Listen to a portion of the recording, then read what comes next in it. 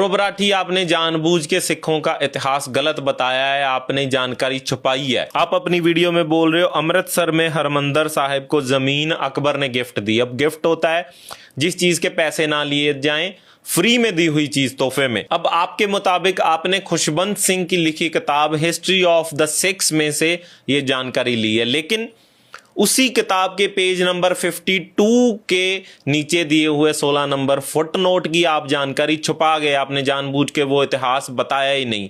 मैं आपको fact based information देके सही करना चाहूंगा। ये जो जानकारी आपने छुपाई है ये है 142 साल पुराना डॉक्यूमेंट। ये किसी सिख की लिखी हुई किताब नहीं है, एक सरकारी दस्तावेज है। इसमें क्या लिखा हुआ है? इसमें लिखा हुआ है he obtained a grant of the site. He मतलब गुरु रामदास जी, यानी कि गुरु रामदास जी ने उस साइट की, उस जगह की मंजूरी ली। किससे ली?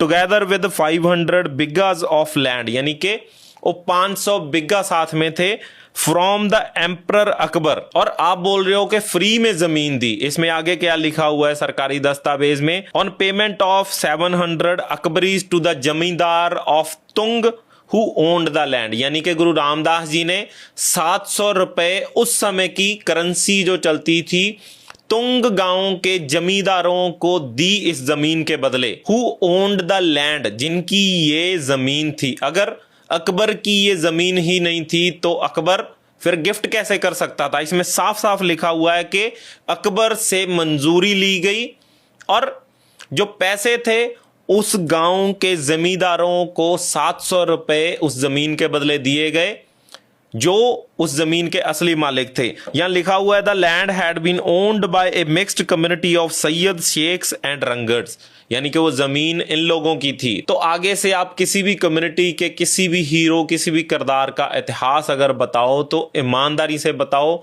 कोई भी बात आप छिपाओ नहीं और सही इतिहास बताओ।